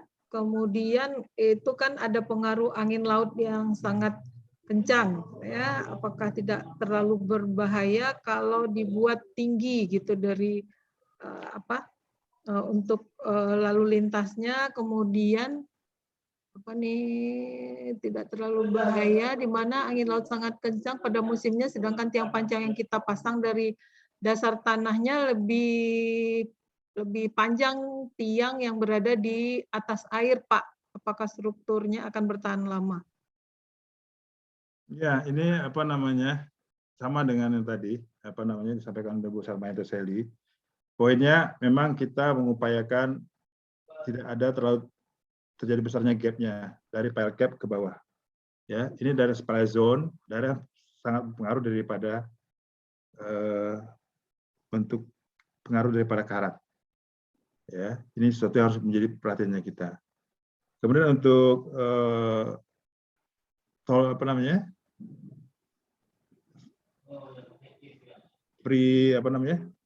untuk jarak bebasnya itu, memang di beberapa tempat kita bisa lihat kemarin itu saya juga menangani untuk yang Balikpapan, Penajam Pasir, itu lebih tinggi lagi. Awalnya Kementerian mempersyaratkan 50 meter untuk clearance-nya. Ya. Baru dan selanjutnya karena pengaruh daripada kapalnya yang dipersyaratkan Pertamina, dia bilang dia punya VLCC tinggi 60, akhirnya ditinggikan sampai 62. Ya, efeknya kita mesti berhitung lagi terhadap biaya investasi kita untuk membangun jembatan tersebut. Ini sesuatu yang harus kita benar-benar kita concern sekali, seminimal mungkin, ya, serendah mungkin kita bisa bikin clearance-nya, baik vertical clearance-nya ataupun horizontal clearance-nya, itu lebih bagus, lebih baik untuk kondisi jembatan kita. Begitupun untuk kondisi yang pancangnya, ya, dengan muka airnya, dengan posisi parkir di mana clearance-nya seperti apa. Semakin itu rendah juga semakin baik. Ya, gitu Bu Titi. Oke, kemudian kita masih menampung pertanyaan Pak Purma. Apakah jembatan Padamaran menggunakan aplikasi SHMS untuk monitoring struktur pylon-nya? SHMS kita belum pakai waktu itu.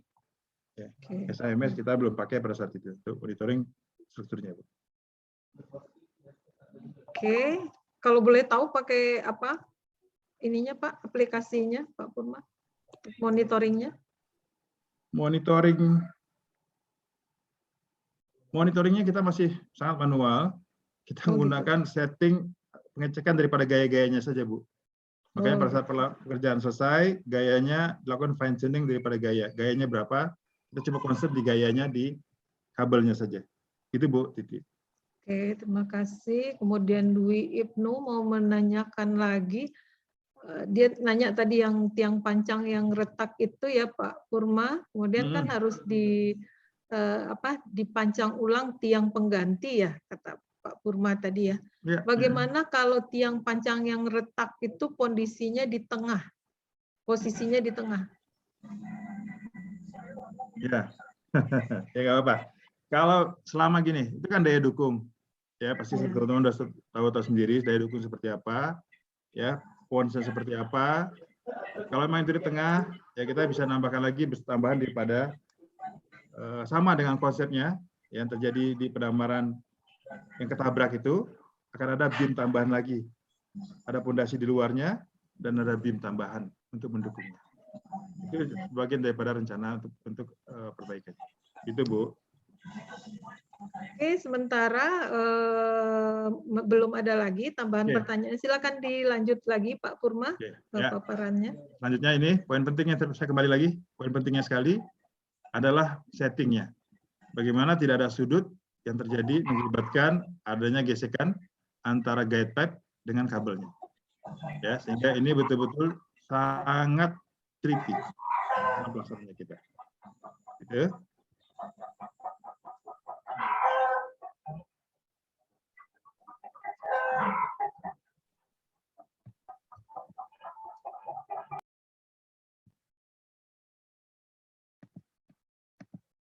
Ya, kalau kita lihat nih, ya ini kita melakukan ini, kita memastikan kita tes ya. Ini juga pada saat kita pasang kabel, Pastikan bagaimana kita memastikan sudutnya benar-benar. Ya, dipasang kabel kita lakukan. Ya. Kemudian kita lakukan stressing, ya, inisial saja. Nah, ini kita lakukan stressing kabel, ya. Stressing kabelnya ada after stressing, wet concrete, ada setelah konkret di stressing di kiri, stressing di kanan, ya. Setelah traveler maju, ya, ini juga semua dihitung gaya di kabelnya. Ini pekerjaan pembersihan, ya. Karena tadi kita ada angkur untuk pengecoran dan angkur untuk traveling, ya. Makanya di sini diperlukan ada yang sangat penting, sleeve, ya. Memastikan sleeve travelernya itu benar.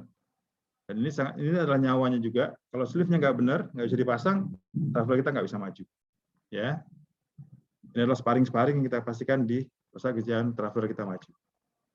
Jadi ini yang saya bilang nanti pengerjaan side closure-nya kita menggunakan tadi saya sampaikan dengan menggunakan traveler dengan sedikit modifikasi. Ya, begitupun nanti dengan closure, mid closure juga menggunakan traveler dengan modifikasi. Ya, ini modifikasi pada saat kita melakukan dipotong dan kita majukan. Dan ini yang tadi jawabannya setelah kita melakukan semua pekerjaan, ya, kita lakukan penurunan di travelernya dengan loweringnya kita lakukan secara bersamaan. Ya, jadi itu. Saat itu setelah kita tahu posisinya kita, ya, kita melakukan setelah semua melakukan fine tuning semua gaya yang ada, kita tahu kondisinya, baru kita finishing semua permukaan di satu lapisan terakhir untuk lapisan finishing untuk pengaspalannya. Itu akhir daripada pekerjaannya kita. Oke, itu dulu. Dan yang ini paling pentingnya, memang yang tadi pada saat saya di sana, Bu Titi dan teman-teman sekalian, ini kita belum BIM, ya, belum menggunakan BIM. Ya, dan saat ini kebetulan divisinya saya adalah ada 3 divisi untuk BIM, kemudian untuk ERP, dan 3 untuk infrastruktur dan aplikasi. Nah, ini memang betul saat ini kita mendorong bagaimana prosesnya semua desain untuk semua proses melihat adakah tabrakan, optimalisasi prosesnya seperti apa dengan menggunakan BIM ini. Ya, bagaimana dari data sources kita proses, ya, di GIS dan BIM dengan point cloud, ya, kita bisa gunakan 3D konfigurasi IoT dan ini instrumen lainnya. Untuk bendungan kita bisa masuk kerjasama, ya, di WebGIS ini BBWS sampai dengan SIGI-nya PUPR. Ini proses yang kita lakukan, ya, ada IoT di situ, sehingga inilah yang betul-betul bagaimana BIM itu benar bisa kita gunakan, mulai daripada 3D modelnya, 4D untuk kita diskusi nantinya, itu metode kerja, 5D-nya untuk menggunakan material takeover-nya, QTO-nya, quantity takeover-nya, malah nanti BIM akan masuk lagi ke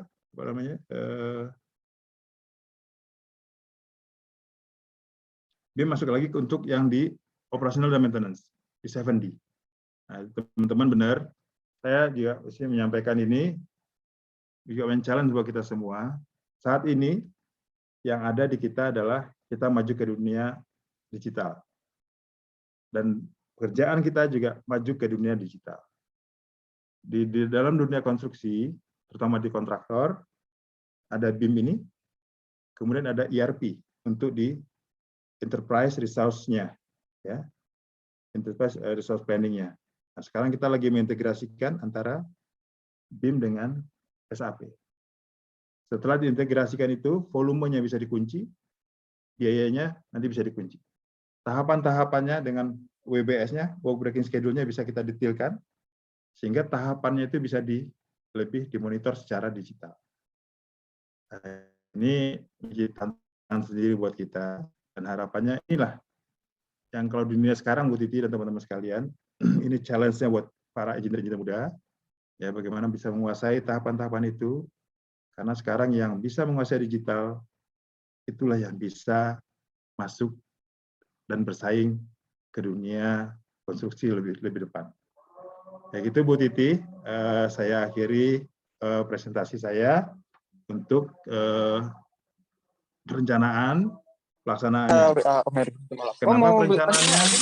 Samping kalau ke depan dengan menggunakan BIM, ya tadi perencanaan bagaimana di masing-masing tahapan pekerjaan, mulai perencanaan akses, perencanaan job mix, perencanaan metode kerja, melihat kondisi lapangan yang ada, ini sangat-sangat menjadi concern di tahapannya kita. Nah, ini kemampuan analitik, ya, kemampuan analitik daripada kita semua menjadi sangat penting.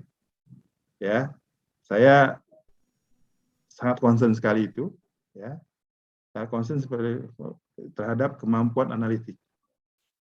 Nah, apalagi kalau analitik itu sekarang sudah masuk ke digital, ya, dengan menggunakan database, ya, dengan big data, IoT, semua proses itu sebenarnya bisa kita lebih maksimalkan untuk improvement lebih lanjut. Itu dari saya, Bu Titi. Kalau ada pertanyaan lain, silakan.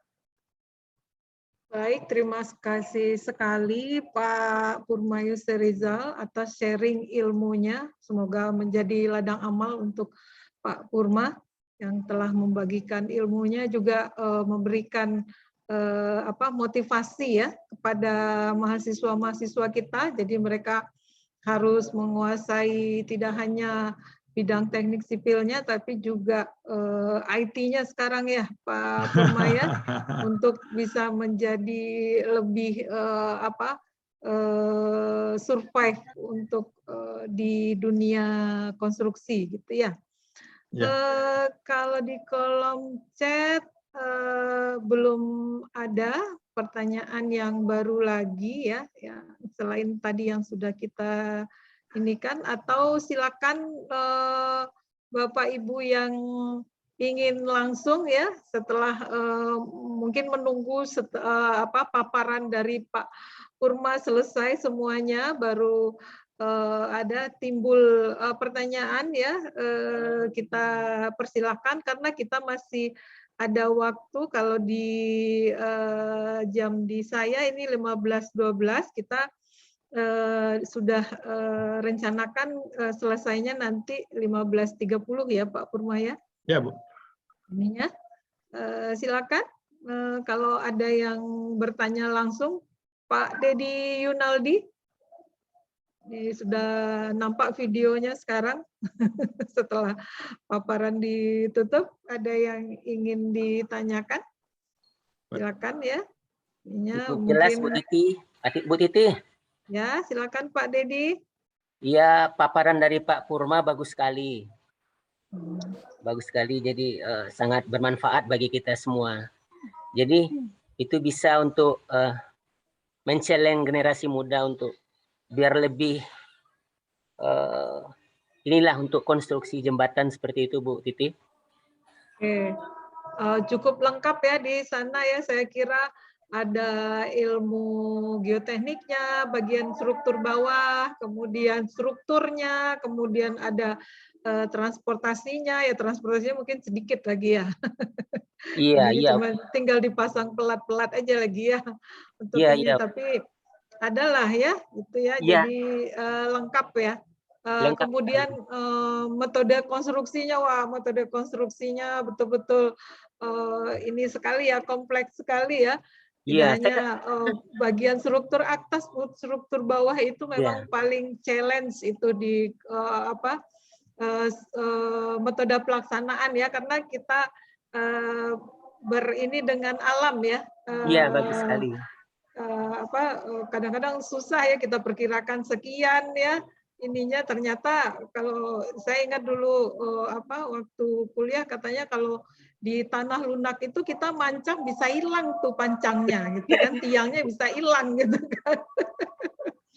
Iya, makanya ini sangat bermanfaat kan pakai sekali. board pile ya untuk ininya. Soalnya saya S1 saya juga ini loh, fondasi tiang kebetulan dengan Ibu Yulfi. Ya, setelah ini aja berini jadi transportasi. Pak Dedi juga orang lapangan nih.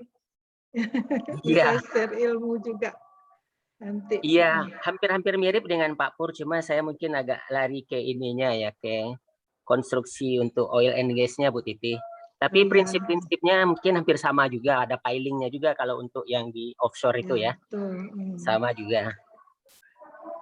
Cuma ya bagus sekali itu paparannya Pak Pur, lengkap dan sangat bermanfaat lah bagi kita generasi muda ya untuk kedepannya ya Bu Titi ya, Pak Pur ya. Terima kasih Ya, sekali Pak Pur. betul.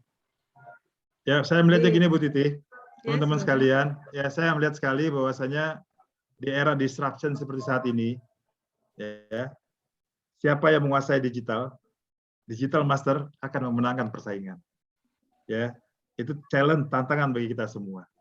Saya bisa melihat saat ini bagaimana kita, saya lihat juga di UNAN, saya dengar tim BIM-nya juga sudah mulai bagus, ya Bu Titi ya. Ada tim BIM-nya, ada kegiatan BIM juga, ya. Nanti bisa komunikasi, koordinasi dengan kita, ya. Bagaimana alat-alat maksimal menggunakan drone, laser, bisa menggunakan apa? Ini mungkin bisa kita kerjasamakan untuk, karena gini, konsepnya sekarang kita nggak usah ragu-ragu lagi membagi ilmu. Ya, kita konsepnya belajar, kemudian kita mengajar. Dengan mengajar itu ilmu itu sebenarnya nggak akan hilang, tapi ilmunya akan selalu tumbuh di kita. Dan kita akan mencari inovasi-inovasi baru ke depannya. Dan kita akan maju bersama. Dorongannya ke situ. Jadi jangan ragu-ragu, kita nggak usah ragu-ragu untuk saling berbagi sebagai tim, sebagai teman, nunjukin apapun. Ya kita belajar, setelah kita belajar kita ngajar. Teman-teman kita juga begitu, ya. Apalagi dengan menggunakan teknologi yang lebih baik. Saya pikir ini luar biasa artinya. Karena apapun ceritanya kita mesti maju. Kita bisa lebih maksimal. Kita mesti naik kelas terus dalam skill, ya, soft skill-nya kita, ya, kemampuannya kita itu harus lebih maksimal. Gitu Bu.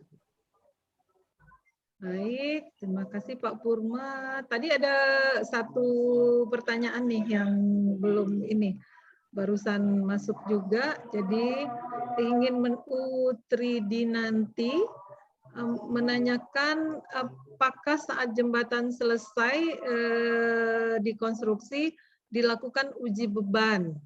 Uji apa saja yang dilakukan pada jembatan ini ya, kasus Padamaran ini. Kemudian bila ada uji beban, berapakah beban uji yang diizinkan dari desain yang direncanakan? Ya, oke. Kalau untuk desain, untuk semua jembatan untuk bisa dilewati itu mesti ada uji desain ya. Itu 3 kali dari beban rencana, 3 kali daripada beban yang ada. Ya, itu mesti ada di satu segmen. Kita lakukan seperti di saya terakhir di di BCAyu, ya, BCAyu itu juga satu span dipenuhkan semua truknya, ya, masing-masing itu 12 ton, penuh sepanjang span itu. Dan ada juga yang dijatuhkan, ada yang yang Bu Titi istilahnya, yang dijatuhkan untuk dinamis ya Bu ya. Iya. Beban dinamisnya truknya betul-betul dijatuhkan dan setelah jembatan seperti apa. Jadi memang untuk pengetesan mesti full seperti itu. Itu Bu Titi. Oke, mudah-mudahan sudah bisa menjawab pertanyaan yang diberikan. Saya cek sebentar Pak Purma, apakah masih ada? Oh, ini ada nih Pak Widodo Wasuki, walaupun saya juga di Waskita tapi tidak ikutan proyek tersebut. Mau curhat nih. Waktu itu belum masuk Waskita mungkin dia Bu. Oh, kira-kira ada teman-teman Waskita juga yang masuk ya? Terima kasih nih Bu. Ya. Oke, dosen-dosennya Pak Purma juga ada nih. Tadi saya lihat ada Pak Purnawan, ya. Ini Pak Das Edwiza, ya. Bu Sri Umiati tadi ya. Ini ya ingin melihat ini dari mahasiswanya, ya.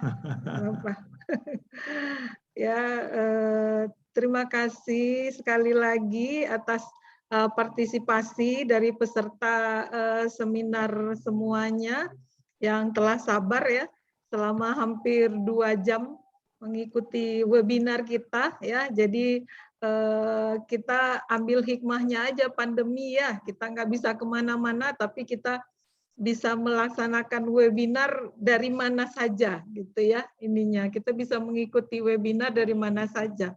Kalau dulu untuk dapat ilmu dari Pak Purma mungkin harus keluar duit dulu nih untuk terbang kemana gitu ya.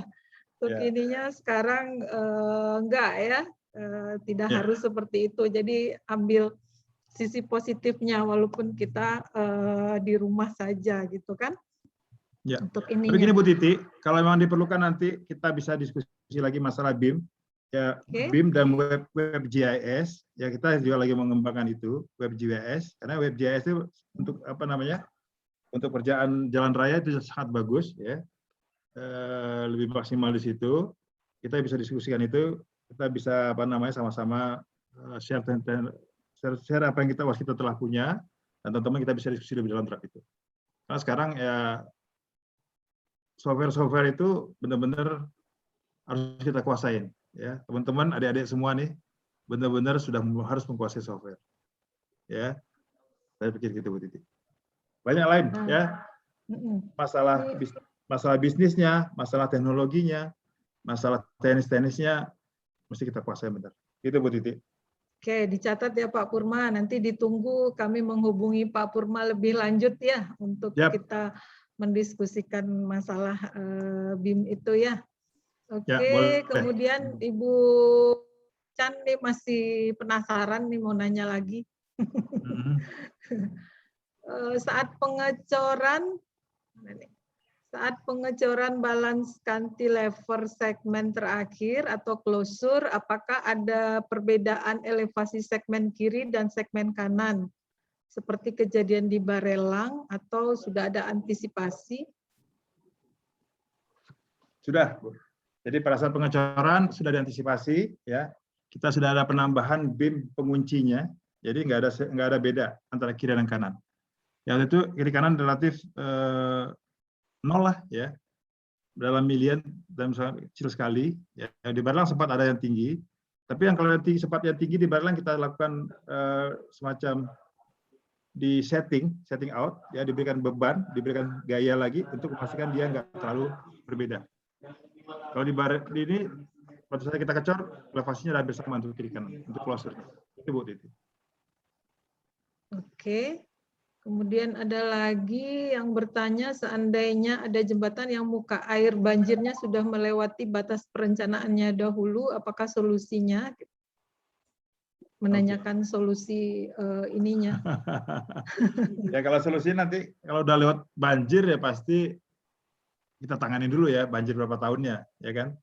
Ya, itu masalah banjir berapa tahunnya, nanti kita lihat seperti apa pengaruhnya, ya. Atau itu apa 100 tahun atau 500 tahun nantinya. Kalau memang itu terjadi ya harus kita hitung ulang, harus kita pricing daripada elevasi jembatannya kita. Itu Bu Titi. Ini ada yang bertanya, mungkin ini aja nih. Di daerah saya ada jembatan peninggalan penjajahan Belanda, jembatannya sangat kuat karena sudah pernah dihantam air sungai setinggi kurang lebih 5 meter dan itu tidak ada kerusakan seperti retak-retak. Pertanyaan saya, teknik apa yang dipakai Belanda sehingga menghasilkan jembatan yang kuat dan kokoh? Dan apakah ada di Indonesia menggunakan teknik atau cara-cara yang dipakai oleh Belanda? Barangkali Bapak bisa menjawab. Ya, jembatan Belanda relatif kan jembatannya spannya pendek, ya. Kemudian dikerjakan dengan material yang lebih over, jadi secara kekuatan juga lebih kuat.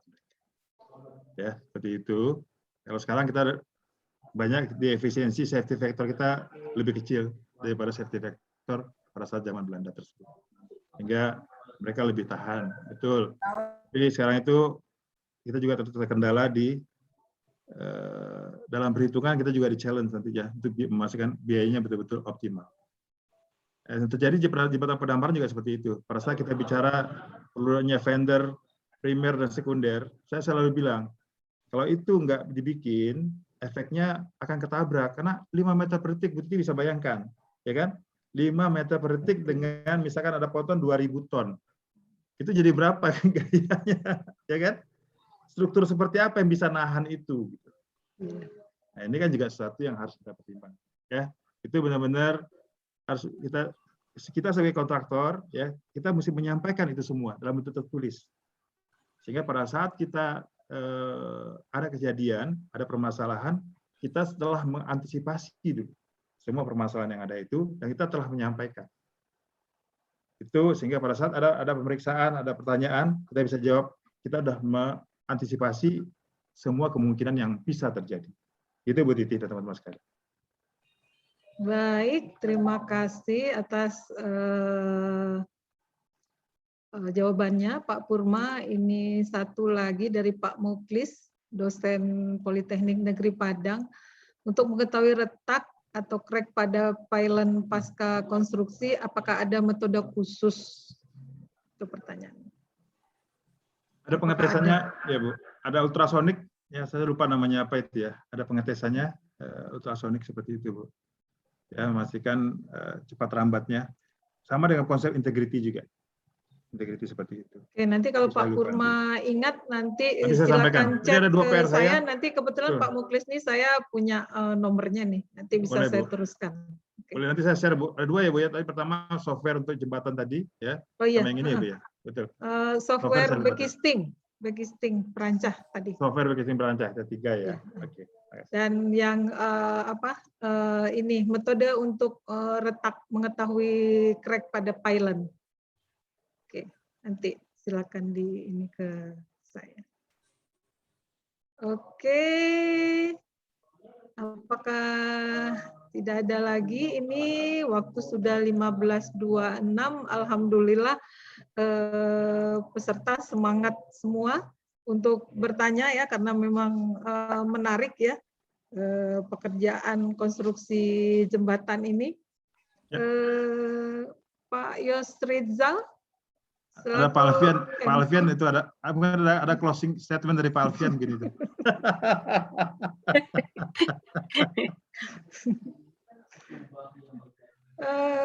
Bagaimana? Saya kira paparan dan sesi tanya jawab dari Pak Purma selaku narasumber webinar kita sudah selesai. Saya tutup kalau untuk paparannya dengan ucapan hamdalah, alhamdulillahirabbil alamin, dan saya kembalikan kepada Pak Yusrizal selaku MC. Apakah Pak Yusrizal masih ada? Bu Titi, Pak Yusrizal berhalangan. Oke, silakan Pak Amin selaku ketua. Jadi webinar ini diketuai, dikomandoi oleh Pak Insinyur M. Aminsah MT. Ya, nah saya selaku moderator mengucapkan terima kasih atas sharing ilmunya dari Pak Purma dan partisipasi dari semua peserta. Saya ucapkan terima kasih. Wassalamualaikum warahmatullahi wabarakatuh. Saya kembalikan kepada Pak Aminsah selaku Ketua Panitia. Terima kasih Titi. Hai Suji. Kita sekalian, tadi Pak Yosrizal sebagai MC berhalangan karena internetnya down di daerahnya, cuaca kurang baik. Jadi beliau minta maaf. Mungkin sebagai penutup, saya pertama mengucapkan terima kasih banyak kepada Pak Purma Yosrizal. Terima kasih Bu. Sama-sama Pak. Seringlah ke Padang ya. Jadi ada hal-hal menarik yang disampaikan oleh beliau, terutama beliau mengatakan bahwasanya ke depan tantangannya adalah digital.